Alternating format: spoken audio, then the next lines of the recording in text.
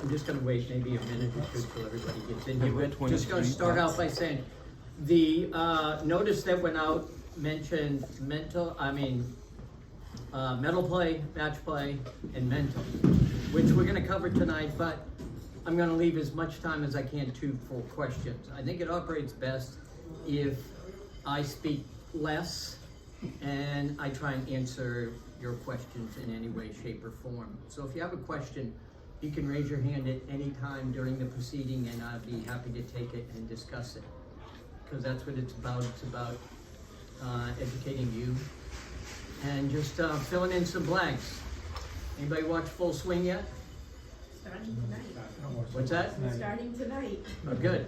Be interesting. Now, Chris over here, he'll tell you everything because he watched the whole thing. And Mr. Marcotte over there, he's watched the whole thing. How many episodes? There's 8 episodes, right? Who is the most sympathetic figure? Who'd you feel bad for? That's right. When you see this thing, you're going to feel bad for Brooks Koepka. He's won 4 majors, got all the money in the world, yet you feel bad for him. It's pretty interesting. 4 majors, anybody who wanted, but he's not a happy camper. All right, so we'll talk about, what I want to start out talking about tonight is the essence of the game itself.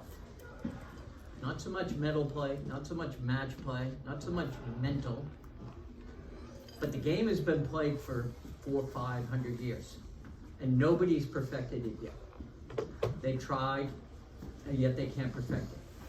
So it's not a game that we can perfect. We are supposed to, quote unquote, play the game. And too often people lose that. That's lost in the translation of what we should do. So the word play is often forgot. You know, I go out, do I really play the game?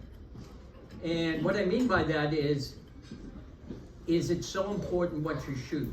Are they going to publish it in the Globe the next day, what you shoot? One way or the other? Probably not. So it doesn't matter. Your score really doesn't matter. What matters is that it gets you out there, you enjoy the game, and there's an aspect of it that is almost unattainable, and you chase. It's like a journey. I call it the journey that never ends, right? It's a journey. You play it. I've been playing 65 years. People have been playing a long, long time, and they never really conquer it, but they chase it. And it's great because it gets you out there, it gets you with other people, it gets you playing a game where you can attain some success. And you're going to have some failures, some adversity, as you look at Tiger, what he's gone through in the recent years, how we look upon him now as a sympathetic figure when he was the greatest in the world before, and now I'm rooting for him to make the cut. Hopefully he makes the cut. Now that's the best player in the world, and he's 46 years old. All right? And you got people out there, who else was on? I'm trying to think on Full Swing. They were talking, Ian Poulter was talking about being 46 years old, and he hasn't got so many years left. That's kind of sad to think about it that way, but they think about it when they're competitive golfers that they have a lifespan, and it's their job. So what they do is they play it as a job, and they look at it as their livelihood. So it affects them, it affects their family, and I think so many people when they come in and take lessons, or we talk about the game itself, it's taken a little bit too seriously. Because it is just a game, and we want to do what we can do, but it's okay at the end of the day if we shoot 3 above what we normally shoot or 2 below what we normally shoot. You have a handicap. It's okay to just do that. So I'd like for you to understand that the way we set things up here is for you to understand how they break down the different aspects of the game itself. How there's a putting game. Okay, do you ever, how many people practice their putting enough? How many people practice their short game enough? How many people use that short course down there? And then we'll go through about mental play, how to attack it from that viewpoint. And if you start out each day, if you've got an hour to break up into, that if you spend 5 to 10 minutes on the putting green, maybe at the end of your session, and you've spent some time hitting pitch shots with the thought that, why am I doing this? So I often ask people, well, why do you go the short course?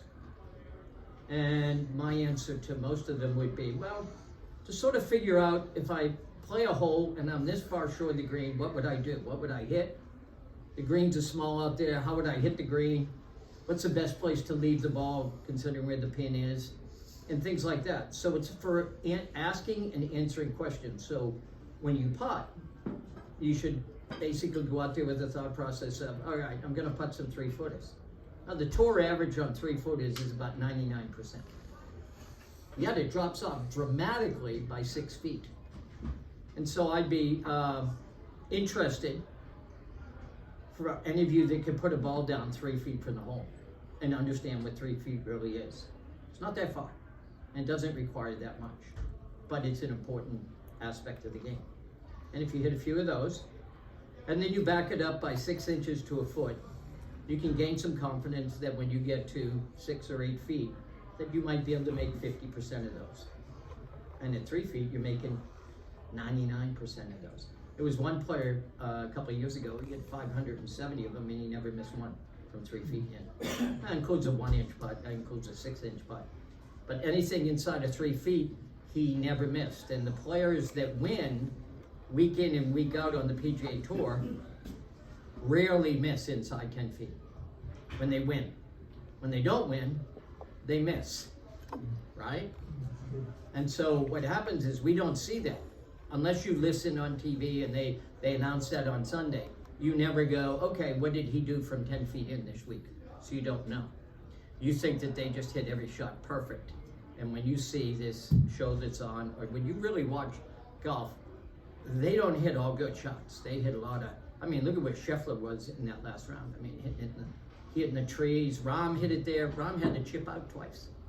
So Rahm played that round of golf at Scottsdale, chasing Scheffler, and he had to chip it out of the woods twice, or chip it so that he could have an advantage. Yet, when he chipped it out, he was 142 yards, and he chipped it out sideways, and he had 100 yards, and he put it in there 5 feet, and he made the putt. And so, a lot of us would take the chance. So if you don't care what you're gonna make on the hole, you can take the chance. But if you're playing in a metal play tournament out here, you have to play what is called percentages. And what is the main thing that the tour players and the caddies talk about? Percentages. Should I go with this? What should I hit here? And they'll tell them, okay, it's 149 to the pin. You want to carry it 142. You want to get it over that false front. So they discuss every shot before it's hit. So they have an ongoing discussion, which you should have with yourself. If you're a good player, a smart player, and you want to play better. If you're, say, if you know your distances at all. So let's take a hole out here. Let's take, we'll take the 4th hole. Okay, hit a good drive. I've got 100 yards into the green. And I'm a pretty good wedge player, but not a great wedge player. But what should your strategy be there? What is it about 4 that would be difficult? Where the pin is. Where the pin is. Right, but what else? Where'd you drive it? Sand and water. How narrow the green is. Very, very narrow green. So you better be precise.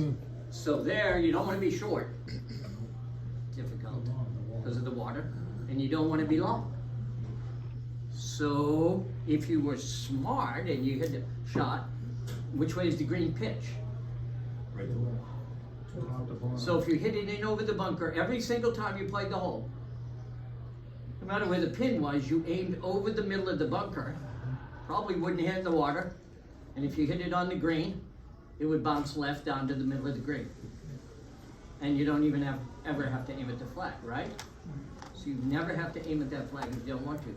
So you take another hole out here that begs that same question, would be 6. What don't you want to do on 6? Hit it in either bunker, right? You don't want to hit it in either bunker by the green. It's a very difficult bunker shot because you have to loft the ball in the air, hit the ball in the green. So if I'm playing 6 and it really matters, am I going to be long or short there? Am I going to hit it to the middle of the green, let it go to the back? Or am I going to try and get it right in between the bunkers and the narrowest part of the green? I'd say you're going to go a little bit longer. Yeah, I'd hit it. I'd make sure that it floats down to the back of the green where it's pretty wide. pretty wide back there. Because those bunkers are so narrow, you even get a good one to That's fly right, off the other that's ones. right. And so that's what happens when you get on the short course. You can sort of prep yourself for doing this. Can I get good in that? Can I actually hit the ball where I'm aiming, which matters out here? Ninth hole, you lay it up short in 2. You're 80 yards, 70 yards from the green. The pin's back left. Green bounces that way. Can I hit a shot that it hits 20 feet, 25 feet, show the pin, bounces, rolls down to the left? Can I do that? So each time when you play on the short course, you should envision some of the shots on the golf course. That's being prepared. So first of all, you practice your short putting, because you don't want 3 putts.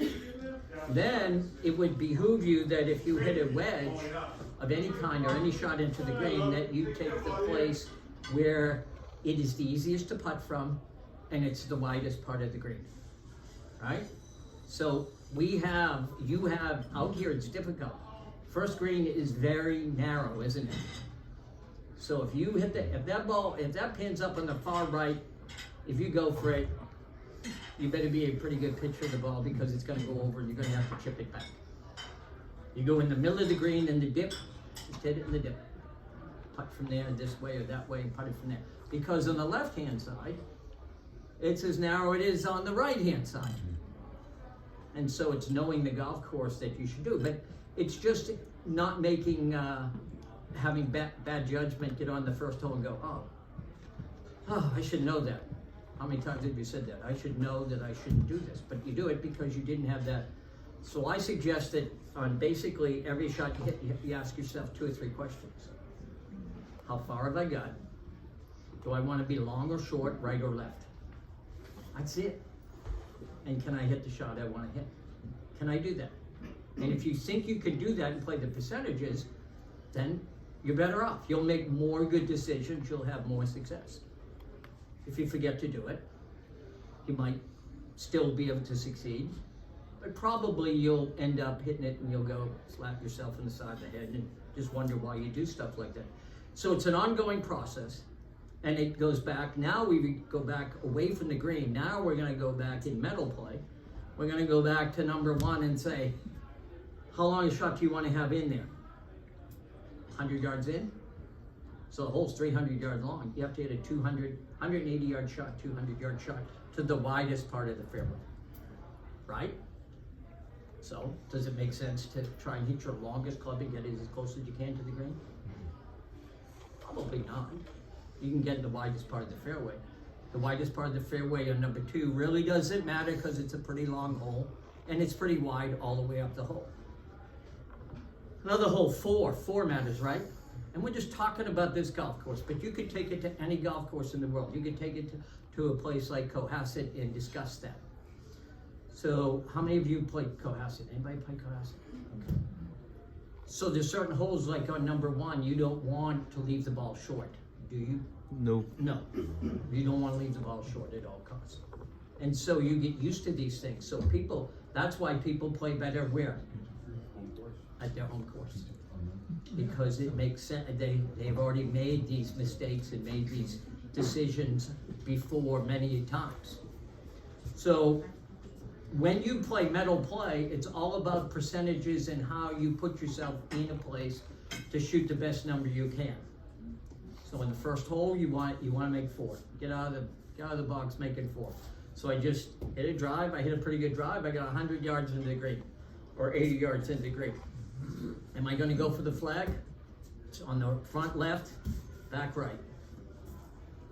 I want to make 4. I'm going to hit in the dip and take the 4 and get out of there. If I try and make it up to the far right and go over and don't make it up and down, I'm pissed off. I go to the second tee pissed off, right? 4th hole, same thing, as I discussed, short, long. So you should map out. It's funny, I should have brought someone like Jeffrey Sisk in here tonight and talk about what he does to prepare for a golf tournament. I mean, breaks down everything. He knows the yardage, the depth on every green. Do you know the depth on every green on here? Basically, you play it all the time. You should have an idea how deep it is, which are the deep ones. 5's a deep green, right? Narrow though, at points.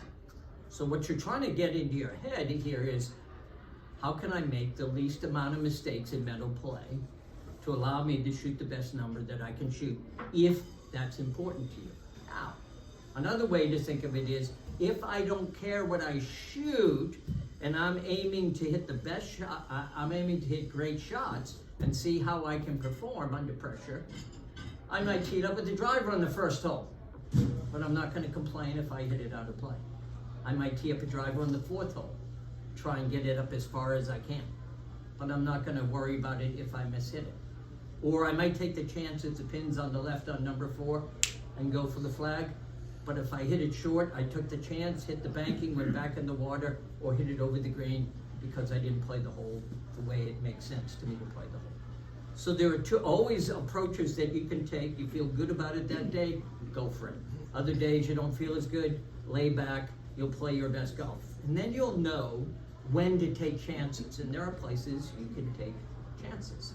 And that's what you've got to determine. So when you play medal play, and in a tournament, your best bet is to sit down the night before and ask yourself, okay, am I going to play percentages tomorrow? Am I going to go for it? And not really change your strategy too much, and really decide what you're going to do. Now that's if you're in a tournament or something like, or you're trying to get your handicap down and you have this plan in your head to get from a 13 to a 6, that you have to try and figure out how to play to make that happen. And that's going to take experimentation. So it's good to experiment. Don't play every round the same. That's boring too. So when you play different. I'm going to take a chance on 4 today. I'm going to go for the green in 5 today. I'm going to go try and drive the green on 6 if I'm long enough. Try and get it up around the green. Those type of things you can do. Try and get down there as far as you can on number 8, or lay back. And that takes planning. So most of you will go out and go, I should have done this, and I should have done that, or I could have done this, and could have done that. You shouldn't have to ask yourself those questions after you play a medal round that matters to you. Or trying to get your handicap down, you need to have a plan to figure out how to do that. And then once you understand where you're screwing up, that's what the rest of the facility is for, is to go practice driving the ball, or go practice hitting irons, or go practice controlling your distances, which you can now with Top Tracer. You like it, Andrew? You like Top Tracer? You think it helps? Anybody else like it? Using it? Makes a difference, right? Definitely. So you get feedback all the time as to, okay, I hit my 9-iron in this. And guess what? You should almost see what the temperature is that day. And then when you come out here when it's 70 degrees, you should see what the temperature is and how far the ball goes. And then you know when it's 70 degrees, the ball's gonna fly this far. It's 90 degrees, I'm loose, it's gonna fly this far. And you'll be able to do that because you'll be able to regulate that through following along on Top Tracer. Got it? So that's why it's out there, it's available to you at any time, but when you're in there and it's 40 degrees and you've got 3 sweaters on and the wind's blowing, howling in, you gotta realize that that 7-iron might only go 125 yards. And that's a good learning experience, because when you got 125 yards, you say, that's a 9-iron. No, it isn't. Not when the wind's into you and it's 25, 35, 45 degrees. And they claim that you can't really compress a golf ball until it's 70 degrees. Just about 70 degrees. Mean temperature in the air. You can't compress it the way you normally would. So you need 70 degrees of warmth to compress a golf ball. All right, so medal play is an animal. Match play is a different animal. So from my viewpoint, when I was a kid, I was a much better match player than a medal player. Now I could qualify. I was a good qualifier. I could shoot low numbers, but I couldn't play 3 or 4 days in a row as low as I'd like to. But you put me in match play, for like 3 years there as a junior, I was unbeatable. I mean, you couldn't beat me. Because I would risk everything. I would risk everything. I would hit it over trees. I would hit it over dog legs. I would try every risk that you could take, because I was the best putter in the world. I literally was the best putter around any place. So I could take chances. And I took them. And I succeeded because it didn't bother me if I missed a shot, because I could putt. And I could make up. So if I lost a hole because I took a chance, I know I could birdie another hole because I'm going to take a risk and I'm going to do that. So I'd make many more birdies, but I would make 6s. I'd make 7s, but it didn't bother me because it's match play. And so there is a different mentality in my mind between match play and medal play. If you like to take risk and you can drive the ball and you can putt, you want to get that. You want to get ahead of everybody. The minute you get ahead of people, you take advantage of that. Just get out ahead. So try and drive it as close as you can to that first green, chip it up, make birdie, and then sit back and watch. That's strategy. Or if you're playing a match and par matters, you get there, you make your par, chip it up there, make your par first, because you're a good putter, good chipper. That matters in match play. Put the pressure on the other person as fast as you can, and just beat them down. As Tiger's mother used to say, step on their neck until they're dead. It's just like a snake. Step on their neck until they're dead. That's what she would tell. And Tiger was the greatest match player. He won everything, right? Yeah, U.S. Ames. amateur, Yep. junior amateur, match play. And he was, ready? In the match play for the junior amateur, he was down in the final match in every single one that he won, going to the 16th hole. And in the U.S. amateur, he was down to Buddy Marucci. He was 5 down to Steve Scott. And who did he beat in the other one? Who did he beat in the other one? Mark Plummer. No, Buddy Marucci is the guy he beat at Newport. And he beat Steve Scott. Where else did he win the U.S. Sawgrass. amateur? This is Sawgrass? a state. What's that? Pumpkin Ridge or Sawgrass? Sawgrass. Trip Keeney. He was down to Trip Keeney after 18 holes, 4 down. So you can look at that. He was getting killed by Trip Keeney and he was getting killed by Steve Scott. But Tiger knew that he could make more birdies than those guys and could do what he could do, magic. So it didn't bother him. And so he had that mindset, and it's a mindset when you play medal play, and it's a mindset when you play match play. And you have to turn the switch on, turn it off, turn it back on for both. And you go, well, I never play match play. Well, if you play you're playing against the guys you play against, you want to beat them, right? So you want to win as many holes as you can. Whether you're playing for $1 a hole, $5 a side, $20 closeout. That's what you want to do. So most of the golf you play out here is match play. 2 people against 2 other people with strokes. It's closeout or a Nassau, right? Very rarely do you play medal play unless you play in a club championship or things like that. And if you want to see an exhibition in Terra, go watch the club championship at any tournament, at any golf course. Seriously, because those guys, the majority of those golfers never play medal play. So they don't know how to approach it, right? They also never hit a ball in front of 40 people either. That's right. So they never do that. So they're scared to death when they get up there and hear their name announced, right? So it's interesting when you actually have to do these things. And then it gets to this, and I was lucky enough to do this last Monday. We had a putting seminar up at Winchester. Eric Barlow heard one. And he had this fellow, Greg Carton, there. Greg Carton is a sports psychologist, and he's very good. He works with tour players. He works with a lot of young amateurs. He works with a lot of good players. He's a good guy too. And what we were talking about is we had a fellow out in front of us, Rick DeRocher. And I played with Rick in the section championship, and I watched Rick go through this, and he 3-putted like 6 times, and he had the yips, and he was discussing it.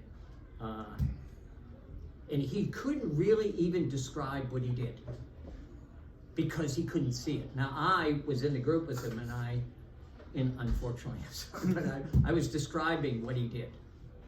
And Greg was pointing out how he got out of his, not so much his routine, but his comfort zone, okay? And Rick had always been a good putter. Always a good putter. In the last couple of years, he's had the yips. Now, I've suffered with the yips for right-handed since 1984, but I putt lefty, and I don't have the yips lefty. Weird, huh? So I putted righty as good as anybody could ever putt. Anybody could ever putt. I was so good. It really, but I can't putt righty anymore. But I can putt lefty. And 65 to 70% as good as I was when I was right-handed, which is okay, but it's not the same. You expect to make more putts when you've made them all the time and that. You So also when you, did practice. anybody here have the yips at all? Anybody understand what it is? Okay, all right. So it can be described in a couple of different ways. One of the ways it's described is focal dystonia. And focal dystonia is a nervous condition that emanates from your brain, and very few people have that. So what it is what happens is without, you don't have focal dystonia, I don't. So what you have is a breakdown between what your brain is telling you and what your hand is doing or what your arm is doing when you do it. So there's a mental misconception, a mental breakdown between the two. And we discussed what to do with it. And he basically said, you have to figure it out for yourself a little bit. Because there's nothing that anybody can tell you that didn't refer to them and only referred to you. So when you have a problem, the only one that matters is you, and any information you get, in a sense, from me or somebody else, is Jack's way of telling you what he thinks, or my way, or Joe's ways of telling you what he thinks. Now what Greg does, and the sports psychologist does, is he asks you questions, and you have to answer them. So you have to put yourself out there and be able to answer them truthfully as to, well, what do you think when you're over a putt? Did you used to think when you were a kid? No, I didn't think about a thing when I was a kid. I never had a thought in my mind. Now, if I putt right-handed, it's like, I want to shoot this thing, basically, because there's so many thoughts going through my head. And what we really came up with in this was the mental side of the game is basically this. If you try, you stink. If you try to play golf, you stink. So there's a difference between playing the game and trying to play the game. Now what most people do is they'll go on Instagram, YouTube, and they'll figure it out, and they'll have it for a day with a new swing thought, right? And then that breaks down. And then they'll go get another swing thought, and that'll break down. And so what they do is they keep piling this shit on top of shit. And the way that Greg said it was, he said, imagine you've got an empty backpack. And you go out and play and you got a swing thought. And after a while you abandon it in the third hole. Well, you might as well toss a rock in your backpack because it's gonna weigh you down because it's still in there a little bit. And he said, by the end of the round, it's pretty heavy. And he says, guess what? Between that round and the next round, that backpack doesn't get any lighter, it gets heavier. And you're basically digging a hole and there is no ladder. There's no ladder. So what you have to do is understand that you got to empty out when you play golf, and you just got to play and say, whatever I have today, I have today. And that's, if you watch Full Swing, there's a couple moments in there where they talk about that. One of the players talks about that, where he said, if I just let myself play, I might be able to be the 30th golfer in the world. But he thinks about himself as the 70th golfer in the world, 70th best golfer in the world. Because that's the way he envisions it, right? And so if you're doing swing thought after swing thought after swing thought, and you're trying to change, and you're on Instagram all the time, and you're trying to figure this out, good luck, may God bless, because it won't work. What you have to do is understand yourself individually and start to break down and change the way you approach doing nothing. So you have to practice a certain way without any thought of a result. So you gotta get rid of results. Very difficult to do. Just stand there and hit shots. So if I'm standing there with somebody, I'm just gonna say, okay, hit some shots. Where'd the ball go? It went right. Where'd the next ball go? That was pretty good. Where'd the next ball go? It went left. Now the minute somebody hits it left and doesn't want to hit it left, what are they gonna do in the next swing? You're right. They're trying to fix it and hit it to the right. Does that, so in other words, that means that that person can see in the future and they know that the next swing they make, the ball's gonna go left. But they have no idea that the ball's gonna go left. They're seeing into the future. So you have to say to yourself, I gotta trust it, that whatever I'm working on will eventually, to some degree, kick in. I've done it on the practice tee. I've got to be able to take it on the golf course. And I asked Greg Carton this question. I said, Ben Hogan, greatest player, greatest ball striker ever lived, what did he do? He had so many swings in his things and so much thinking. He virtually went away for 10 years and came back and it was completely different. But he went away for 10 years. And that's the best player in the world. So if you think you can do it for an hour or a month or anything like that. So basically the way it should be broken down in your mind is, I am going to stick with something. I'm going to get something that I'm going to stick with on Instagram. It works. I like it on YouTube. I like this guy. I'm going to stick with it. I'm not going to deviate. So the less you deviate, the less confused your mind gets. And so my issue with everybody is they have too many swing thoughts. They try too many things and they're always trying to fix. Every time they hit a shot, I'll fix that, I'll fix that, I'll fix that, I'll fix that. It drives me crazy. You have to stop trying to fix. You have to say to yourself, I'm going to decide on something. I'm going to stick with it a month, or 2 months, 3 months, 4 months. I'm going to work with somebody. I don't have to do it much. I tell most of the people I work with once a month. Once a month. Because I'm going to give you drills. And if you do your drills, you'll get better. But nobody does their drills. I've heard this more times than not, but if somebody hits a drive and they swing this way, and they say, well, I'm using my pitch, but I'm changing my swing. I've seen that, I've heard it, it makes no sense. The swing is a swing, you know. Unless you're punch-shotting it, but you know, your tempo, the whole nine, it should be the same thing. And like you said, too many thoughts. And right. Keep it, the KISS theory, keep it simple, stupid. Right, and you have to work at that. So it's very difficult to not have a lot of thoughts in your head when you play this game, right? Yeah. You can play without having many thoughts, right? But what if the night before, and now I'm not saying you have to do this all the time, but before you play, if you sat down, you don't have to, quote unquote, everybody thinks it's meditation and it's bullshit. No, it's good stuff. So what you're trying to do is basically listen to your thoughts when you go in your head, that how they pass through your head. Because as Greg Carton said, and I believe this 100%, it's just a thought. Just because you think if there's water over there, you're gonna hit it there, it's just a thought. It doesn't mean it's gonna happen. But you think it's gonna happen, so you try to hit it away from the water. And ends up you're gonna hit a terrible shot right, you're gonna hit it in the water. So what you have to do is not allow your thoughts to govern you when you play golf. You've gotta let go. Now, how do you do that? Meditation. I tell people, I try and tell everybody basically, if you meditated 5 minutes a night and you're trying to get silent in your head. Now, just think of the time I have to meditate 5 hours to get rid of all the thoughts I have in my head from teaching all day long and everything else and seeing swings.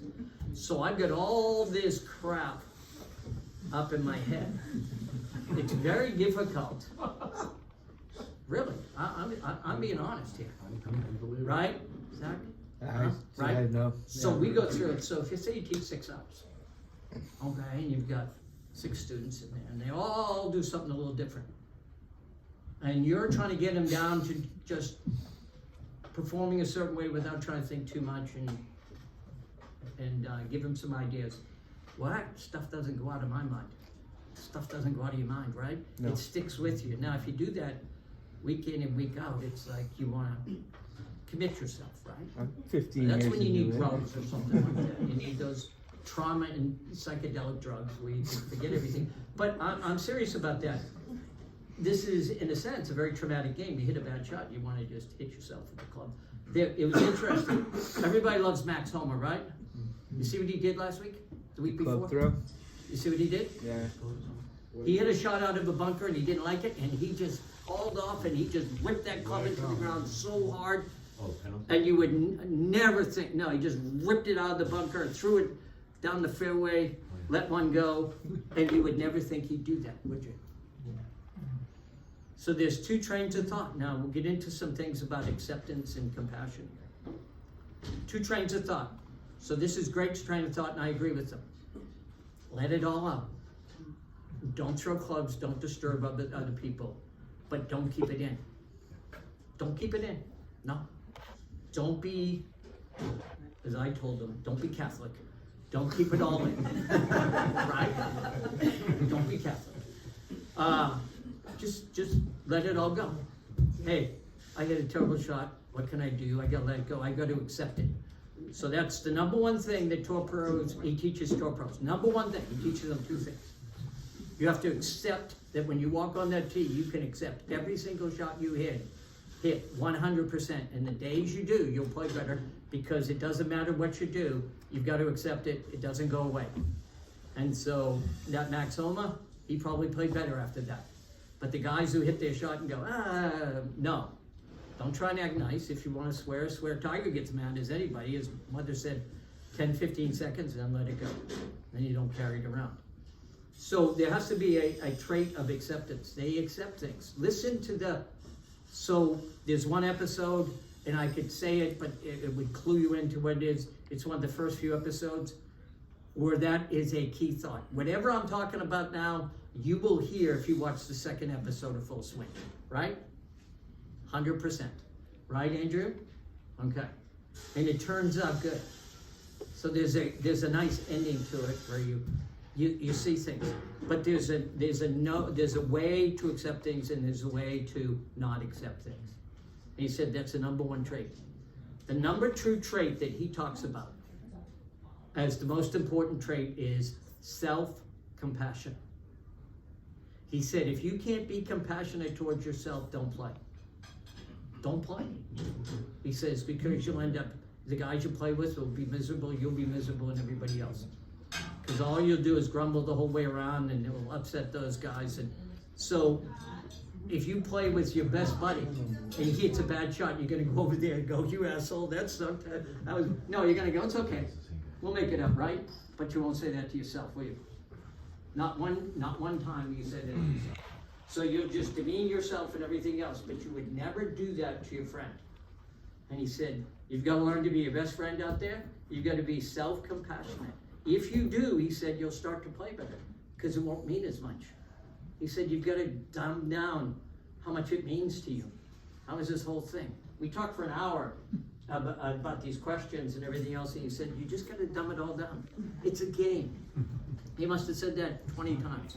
It's a game we play. Game. It's not going to determine how much. Yeah, Jeff.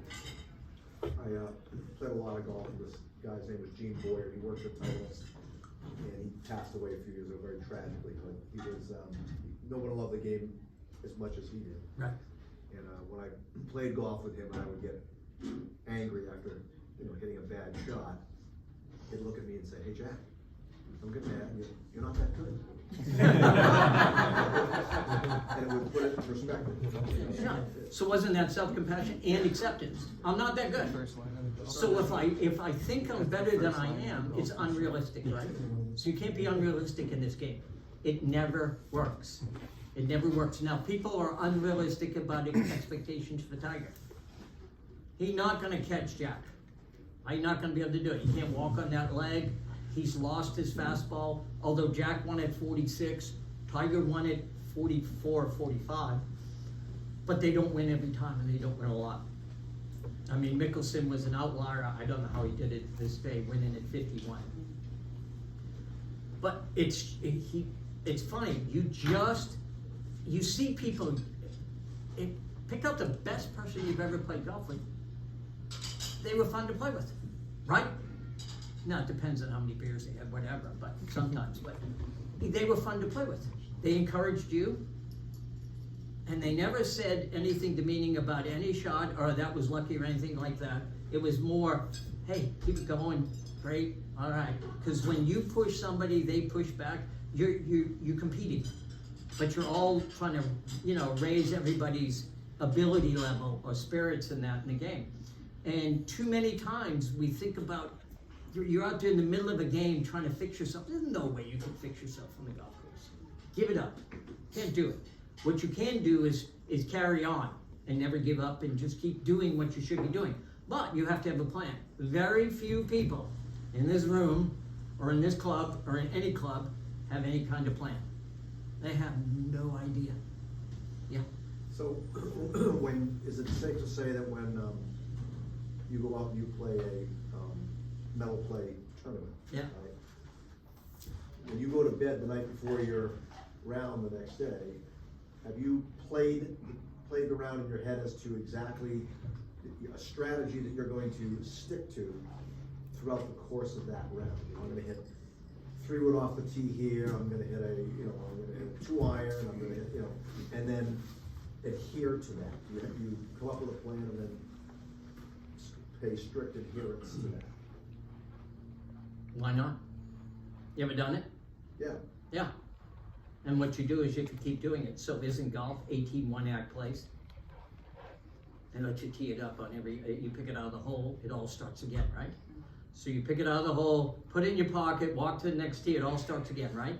So you have an opportunity to have, if you play 10 good acts in your round, you should jump up and down. Really, you should jump up and down and say, how was I on the other 8 holes, 8 acts? Did I maintain it to the point where, say I made 8 pars, a birdie and a bogey. So basically for 10 holes, I'm even par. What was I in the other 8? What happened on the other 8?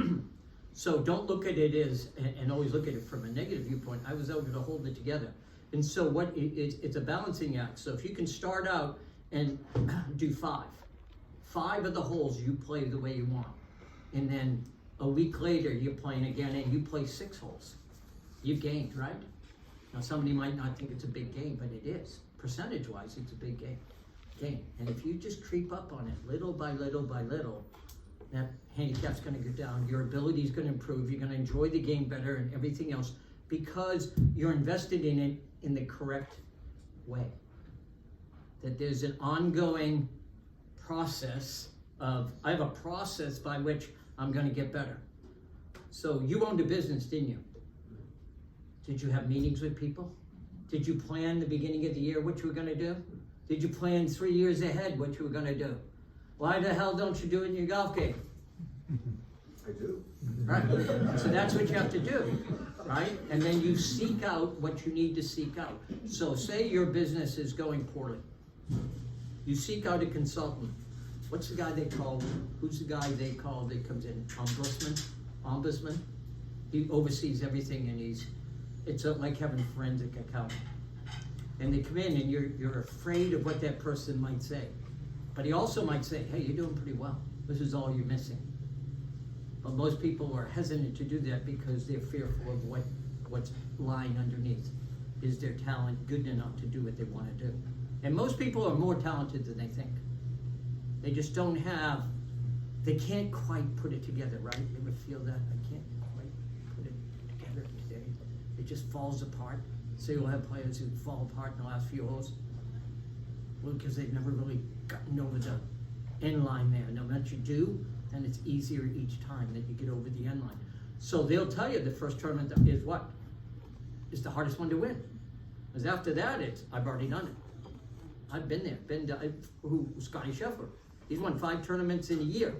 Now, try doing that. That's a lifetime for most players. And he's done it in a year. So he was able, but he didn't do it for a while. It took him a period of time where I got a little bit better, I got a little bit closer. And failing in that game is not what you think it is. The closer you get and you fail, that's what you learn from and you can get over that. Max Homer, how much money did he make his first year on tour? How much money did Max Homer make his first year on tour?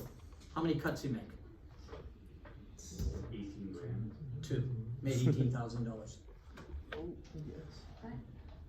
Why is it that we always, when we get together after, everybody talks about their bad shot? Because And we don't celebrate our good shots. You know, so when you go back out to say hole number 2, and I'll drive it down and I'll go for it, and I'll get on into 50% of the time. But that's my thought, is that this is gonna go in the water.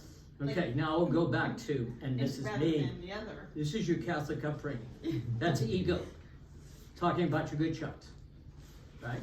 And don't you, in a sense, if you can't do it, and I ever get a guy who comes in, he goes, oh, did you see that shot I hit there? And you gotta listen to his whole round, right? You don't like that, No, I either. don't like that. I don't like that No, I either. don't like that.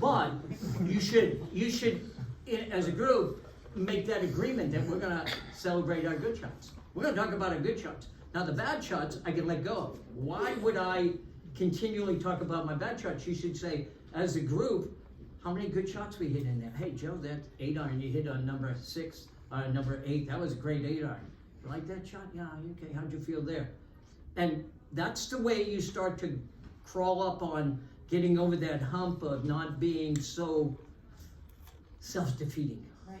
You know, it's almost like I want to hit myself in the back every time I hit a bad shot instead of pat myself in the back every time I hit a good shot, right? Right. Because one is in a sense, we think of it as ego-driven, but isn't that what we're trying to do? So Ricky Fowler made a hole in one. You ever see a guy make a hole in one? Sometimes they're embarrassed. I made a hole in one. I'm not supposed to celebrate. Other guys will go crazy. Remember Rich Beam? He jumped in the car. Yeah. Right? So he loved it. He celebrated. He was a guy he loved to play golf with. Other people, it's like, oh, I made a hole in one. No, have a good time. Sam Ryder at Phoenix, when he made the hole in one, the whole place went crazy, right? It was a celebration over one shot and that type of thing. So we have these weird thought patterns that permeate us when we play golf, and we think we should be able to do this, and yet we've never done it before, but I should be able to do that. I should be able to shoot par. Well, what's the best you've ever shot? 6 over. Well, you gotta get closer than that, right? So there has to be some realism there. There has to be some realism. There has to be a process. So there has to be realism. There has to be, as I said before, acceptance. There has to be a process whereby you go, I practiced this week. Okay, let's see what happened. Not, I expect to get it up and down every time. Let's see what happens. Let's see if what I practiced proves fruitful. And give it 1 or 2 times. Don't throw it out in the trash. You know, once it doesn't work, you throw it out. No. If it worked on the practice green, if it worked on the practice area down there, you just have to figure out how to get it onto the golf course in the same framework of acceptance. Now, I'll give you a couple of things to think about in that regard. When you practice and you putt with one ball. Why? Did you play with one ball? Why? Why should you only putt with one ball? Because it makes you think about what you missed, so you're not as rapid firing putts. They only let you play one ball in the golf course. All right. See, you're always, yeah, you're right. You don't have, oh, I missed that one, I'll rate that one out. So when you practice, and you get up there and practice, say you're gonna practice 8 irons that day. Or middle irons. I'm gonna practice, hit a 7 iron. Ah, pretty good, okay. Put it away, go practice your 9 iron. Take your 8 iron out, vary everything, variability, so that nothing's the same, because not every shot on the golf course, there is no such thing as anything that's repeatable. Nothing in life repeats itself. You can't go back and repeat what you just did. It's not possible. And that's been proven. I think I told you the last time about the blacksmith, 2,000 times. They filmed them and they tracked it. They put a tracking device on the hammer and they asked him to do the same tag over a period of days. And he never repeated it twice, yet he get the job done every time. He was one of the best in the world at doing it, but he never repeated the process twice. He never made the same length stroke. He never came exactly at the same angle. Not one thing ever was the same. You can't repeat. You can do things that are close, but you're not capable of really repeating anything. It's gonna be different. Yeah, John? So, quick question, and I know you don't suffer from this, but there are times that I do putting, there's anxiety. So Oh, I don't. Oh, shut up. when I Stop. advise people to squeeze your club really hard, get all the negative vibe out of there, and then go address your ball. What other ideas do you have to get rid of that, like one-shot anxiety, like that hot? Okay, here's the deal. I'm nervous as crap and I love it. Yeah. I embrace it. Okay. Every time you're nervous, you should embrace it. You know why? Why? Nervous means you want it. You want it. If you weren't nervous, you didn't want it. Why are you up there? Right. Why are you there? Why are you there?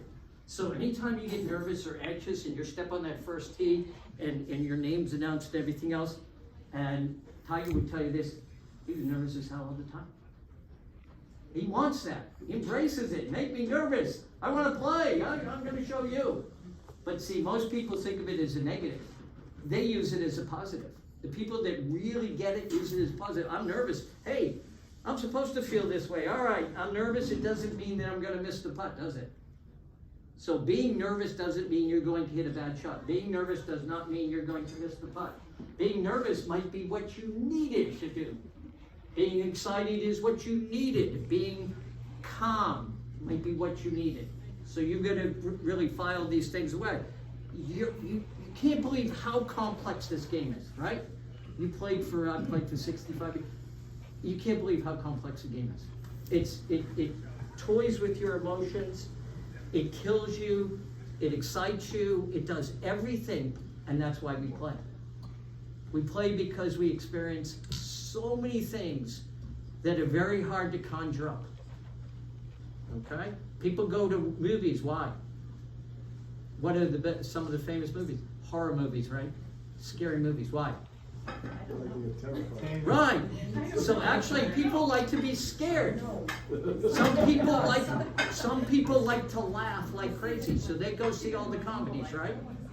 They like to laugh. So when they have a buddy, and I guarantee you the people who like to laugh, they have a guy that they play golf with who tells jokes.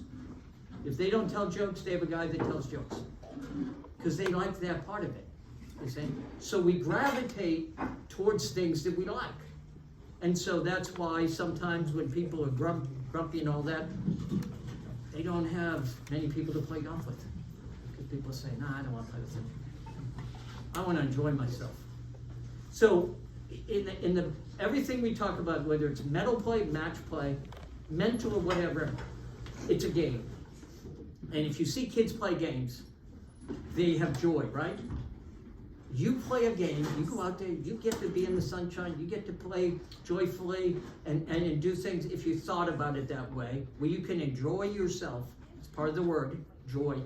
And you can do that unless you want to go to swing prison or you want to, labor camp or something like that and get out there and hit a pile of rocks every day and not enjoy the way you practiced and do things. So it's a viewpoint, and it's... There's a great book by Carol Dweck. It's the #1 book in this genre. It's called Mindset, simply Mindset. And she says you either have a fixed mindset or a growth mindset. You don't want to have a fixed mindset. You want to have a growth mindset. And everybody refers to this book in any psychology ever talk about. It's written by this woman, Carol Dweck, and she's at Stanford. And it's the foremost book about mindset. And it's simplistic. Either you're doing it or you're not doing it. Process. I'm going to go out. I'm going to do this. That's a growth mindset. And if I don't, what am I going to learn from it? Okay, I grew a little bit. Oh, I'm going to do the same thing over and over again, even though I don't get the results I want. Good luck. Right? That's why Max Homer probably only... And he said he was terrible about his mindset too, and about the way he acted out there. He says that. So he's a character. You ever follow Max Homer on Instagram? He's a great follow, because he basically is very lighthearted now, and he picks on everybody. Pick on Tiger, pick on everybody. He doesn't care. He pokes fun at the whole game. Pokes fun at it. Because it is that way. It should be that way. Even though you're playing for these millions of dollars, they want to have a life like that, but they also don't want it to be drudgery. Is Tiger putting? What's he putting for? Anybody see? Even. What is he? Even. He's even. Even? See if he makes his putt. It's funny how we hang on everything Tiger does. Oh, Tiger, not good! Right? Too much pressure. Mystery. Too many people. Wonder what's going through his mind right now, huh? But Tiger, when he was take Tiger's news conferences, they're very funny. Every news conference. Now, I'll guarantee you going back 20 years. I'm close. I'm getting close. I'm close. They asked you, how'd you get? I'm getting close. He never said he had it. He never said he lost it. I'm getting close. I'm close. Right? So he always had the mindset that he was getting where he needed to get. And if he wasn't, He'd dig it out of the dirt, or he'd go find somebody who could explain it to him. And that's what these guys do. They go find somebody. If they can't putt, they go to Philip Kenyon. If they can't putt, they go to John Graham. And there's another guy out there, Jeff Pierce. Remember? Jeff Pierce, he's on full swing, isn't he? Yeah, Jeff Pierce. He's sitting on the floor. Yeah, so they go find somebody who claims they're an expert. Now, these guys can't play a lick, but they're an expert at putting. But they're going to tell you what you're doing wrong in putting, and you're going to get this machine out. When you're the guy that won 4 majors, but they're going to tell you, which you can go into deeper if you want to, but they seek help in what they don't have. Mentally, they all have sports psychologists, all of them. Tiger, his mother, his sports psychologist caddied for him when he was 13 years old. His sports psychologist caddied for him for 5 years. And every round they would go over it and they would do things. So Tiger had Earl to work with, he had the sports psychologist, he had his mother who taught him meditation. Tiger meditates all the time. His mother is Thai, from Thailand, and she taught him meditation. So he doesn't mention that, but he does. He does. He does all these things. But all you got to say to yourself is, what am I doing? What am I doing to get what I want? Am I doing something? That's why I mentioned the first one, journals. When you go home after you play golf, hit a grade 8 iron on number whatever. Hit a great putt on whatever. I was thinking the right way. Keep it up. Keep it up. Write little notes to yourself. Written word, way more powerful than anything. Written word. Go look at Hogan. He wrote notebooks full of things. Byron Nelson. He had books about what he thought about when he played. It's very powerful. Process. Process. Start today. Start tonight. Say, you're not going to play tomorrow. Who's playing tomorrow? No, you can't play. It's going to rain. Anybody play today? How'd you play? I had a great day. Did you hit some good shots? I played 16 holes. I made 8 pars and a birdie. I think I made 2 doubles and the other ones were bogeys. Yeah, but that was good stuff, right? It was awesome. I had more joy today. I played all by myself. Yep. And I just had I struck the ball and it was as fun a day as I've had. It was awesome. I have the best times at night playing golf by myself. Nobody around. Beautiful time of night. I'm just hitting shots. Where do you play, Tom? What? Where do you play now? So I'll sneak out here, I'll go someplace, I'll sneak over to Glassett and play. I go down to Hadley, I probably play 30 times at Hadley and play less than 5 holes. So I'll go out, I'll be down there at 5 o'clock, 5:30 at night. No one around. Hadley's deserted in the fall and in the spring. And I'll just go out and I'll play boom, boom, boom, boom, I'm done. I just get it out of my system and go play. What do you think about when you're doing that? What are your Playing golf. do you have So in other words, I'll give you an example. I step on the first tee. Now, I am a very good driver of the ball. I drive the ball. If I lose a golf ball in 2 months, it's a joke. I never lose golf balls. I have them from years ago. So I don't lose golf balls. I never think on a tee shot. I just stand there, put the club down, look down the fairway and hit it. There's never a thought of how to do something. Give me an iron in my hand and it's like that. Compared to what it should be, which is the same way I should think on a driver. Now you can explain that to me, I'd love for you to do it. But I'm getting better at it. I have a different process that I'm working on and I'm working through it. when you go out and you play by yourself and you hit a ball and you hit it right on the screws, so how do you know you just hit it as good as you can hit it, right? How do you feel when you do that? What is your... Basically, what you should feel when you hit a good jaded? shot is nothing. No, but the Your emotion of how... you emotionally you feel like, okay, I can do this. It's empowering, right? So when you have success at anything, it's empowering. And what you've got to do is understand that feeling and embrace it a little bit, as I said before.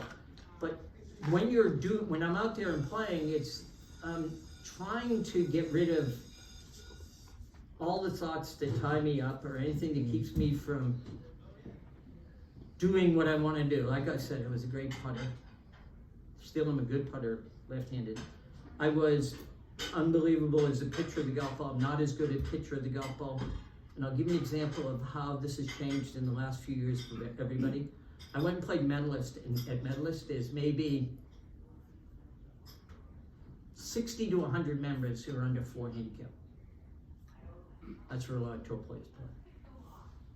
I asked the caddy, how many people know how to chip? He said they all putt. No one chips. He said you got maybe 10 good chippers in the whole place. So I asked him when to play the course. I played with Scott Copeland. He qualified for the U.S. Senior Amateur up here. I said, how many guys down here know how to chip? He said, no one knows how to chip down here. It's a lost art. Because the agriculture, the superintendent, if it's cut down low, it's very difficult to chip, right? So people go away from it and they gravitate towards putting. So the minute you give up on it, you abdicate. I can't do it anymore. So you can't do that. And these people have already done it. So so these people are, the people at Medalist, I asked, what's the average age? He said about 40. So these people, when they're 60, they're gonna rue the day they didn't practice chipping and go through the process of relearning it, because you can't go back. You can't go back. You gotta keep doing it. You gotta live with it. So you gotta live with the failure, you gotta live with the adversity, you gotta live with the fear, you gotta live with it. You can't run from it, because once you run, your mind goes, I'm not gonna do it that way anymore. Yeah. So I had a question kind of leading back into what he was asking earlier. When you were talking about where to hit it and where to miss, you were talking all about courses you know very well. But for me, like in a lot of the tournaments I play in, one of the things is I don't know all the courses. You know, like if you're preparing for a new course, you know, you can look on Blue Golf or whatever and see the course map. How much do you use that, or is there anything else you do before you play? You can do that, but I'd ask you this question. How many rounds of golf you played competitively? Thousands? Probably, yeah. Okay. You make pretty good decisions? Sometimes. For the most part, yeah. Play well, You're a good yeah. player, okay? Trust yourself. If it doesn't work out, it wasn't really your fault, because you prepared the best you could. You hadn't seen the golf course before. You might have gotten anecdotal information, well, don't do this and don't do that. Mm-hmm. But what you finally ended up doing worked out because your instincts kicked in and you were able to deal with it and accept it no matter. So in other words, I'm going to hit it there and see what happens. Blind holes are the toughest, right? Right. Right. So blind holes are the toughest because what's over there? It's like the unknown. That was eastward hill. What can you do about it? You gotta hit it. We can run up the top of the hill. Everybody wait, I'm gonna run up and look. No, you can't do that. So what you gotta do is you gotta just say, okay, I gotta do the best I can and live with it. And that's what Greg was talking about acceptance. Mm-hmm. You're gonna miss shots. Like Jack today, he did a good job, right? I had fun. Yeah. I had just joy. And you walking, right? Yeah, walking. Walking. I struck, Yeah. and I hit a lot of bad shots, but I hit a whole bunch of really good shots that just pure joy. Yeah, I went out today. I took 4 balls and I walked up, down 5, hit 6 balls down there and hit 6 balls down there, hit 6 balls back, did this. And I'm just hitting the ball and just see where they go. So I'm interested, if I just leave it alone, what does it do? And usually it goes pretty good. Why don't you leave it alone, Tom? You have to interfere all the time, right? And say this, you say, why do I interfere? But you interfere in a lot of things. I interfere in my kids' lives. I interfere in a lot of things, right? I don't leave things alone, right? So it's and like I say, start to develop a little bit of a process of this is who I am. Right now I'm a 90 shooter. I shoot 90 or around there. All right, I want to be an 84 shooter. What should I do? All right, I'm going to go practice my short game and then do that for a couple of weeks and still hit my long game and see if that gets my scores low. And if it does, I'm going to incorporate it. If it doesn't, I might look someplace else. I might look at putting rather than that, or I might look at mid-irons, or I might look at fairway woods or something. So I'm going to look at it and go, what would I change to do better? And if I'm aware of it all, it would just hit me right in the face that, hey, you drive it in the rough a lot, you drive it, you lose, you hit it in the water a lot. Don't do that. right? You gotta do something else. So you gotta figure out not to hit in the water. So Nicholas, when he played in his book Golf My Way, he said if I hit the driver bad, I put it away. If I hit the 3-wood bad, I put it away. If I hit the 3-wood bad, I'd pick up my 3-iron and hit it. So I'd get down to a club I could hit and play. That day. Now he would go back to hit driver the next day, but that day he couldn't hit his driver and play. I'm going to 3-iron. I'm just gonna hit and play, right? So there's a lot of ways to do things, but it's gotta be your way. It's not somebody else's way, and if you keep asking people, well, what do you do? No, you gotta figure that out for yourself, and you gotta figure out what your shortcomings are. That's why sometimes you need a little bit of help and guidance as to, what should I do? And then once you figure out what you should do, you proceed, and you have a process, and then you go through that, and you go, okay, that worked or didn't work, or some of it worked, I'll keep it, this part. What am I gonna do next? Boom, boom, boom, boom, right? That's the year. You're gonna wait until June to figure it out? You're gonna wait? No. So what you should do is think about the last few rounds you played last year, or what you're doing, and go, okay, I need to get better at this. So when the weather gets better, I'm gonna start practicing my short game. I'm going to short course one more day a week than I do on the range. I'm gonna go to the putting green and practice my long putting, because I stink at long putting. I'm gonna get better. I'm gonna figure it out. I'm gonna go on, if you have to go on YouTube or Instagram and just put in golf long putting, there'll be tips on there that you can use, and you'll just get 1 or 2 that work, and you write it down, and that's what you do. It's not as, to get a few shots better isn't as hard as you think, if you're smart about the process. All right, any other questions? Anything? Nothing? Short game? Anything? Golf? Anything? You again? Yeah, how often do you, do teaching, play around at teaching, what do they call it? Playing lesson? A playing lesson? Playing lesson, thank you. So a playing lesson would be basically me observing what you do and then asking you questions. Why'd you do that? Will you do that for a full round of golf? Is that? Yeah, if a person wants to go for 9 holes, maybe 5 holes is enough, usually. What you do is you pick out a par 4, a par 5, a par 3, and you try and get them into the wind, downwind, tight hole, that, and then you just watch how they do things. And I can tell when somebody's, you know, I'm watching them so they're nervous, but I can tell when they're more nervous than not, and how they approach it. They might take 1 practice swing, and they may take none, and they might rush. That type of thing. So there'll be tells. It's like a poker. There's tells. You'll see. So if you watched your opponent, every opponent you ever play against has tells. They don't like it from 3 feet. Don't give them that putt. When you play a match play, just don't give them. Give them the first one, but don't give them the second, and third, and the fourth one. That type of thing. Because you'll be able to tell. You'll be able to know. Yeah. Do you also believe that more golf tournaments are lost than they are won? Meaning that I think Nicholas often would say he would won a lot of tournaments because he was patient and he let the other people screw up. He would just stay patient to do what he was supposed to do and not worry about what the other guy did, because inevitably the other guy would be more likely to lose the tournament as opposed to him, you know, shooting 65 and winning it. That's interesting. Nicholas won 18 majors. He finished second 17 times and third 19 times. How many times did Tiger finish second? Like 8. Way less, like 8. Not that many. 2 or 3. Yeah. Why? Tiger was a front runner. Because he won by 10 when he won. He won. He was a front runner. Nicholas had the ability to hang in there no matter what, and Tiger won't finish third that much. Tiger wins it by a lot, or he's not there. That's the way it was. But Nicholas was always there. Watson was always there. Player, always there.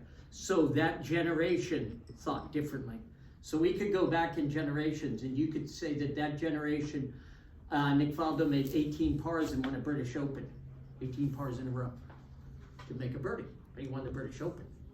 With some of the things like that, how much of a difference do you think green speed makes? I was reading a thing from 1977, and it had a list that the USGA had gone through and rated a bunch of different courses, and it was like, you know, Marion and Wingfoot, and these places were running like between 5.3 and 7.8. Do you think mattered in that's the British changed a Open. lot? Mattered in the British Open a lot. We played at medalist, 15. There was 15 on a step meter. I bet they weren't in 1975. Couldn't chip to him. It was very difficult to chip to him unless you could spin the ball. So unless you could induce a little bit of spin and get the ball to check a little bit, very hard to. So that's why people don't putt. I mean putt rather than chip. Mm-hmm. Yeah. So people will say Tiger changed the game. Do you think Tiger changed the game? I have my viewpoint. So do people think Tiger changed the game? I certainly think he had something to do with the change. What did he change?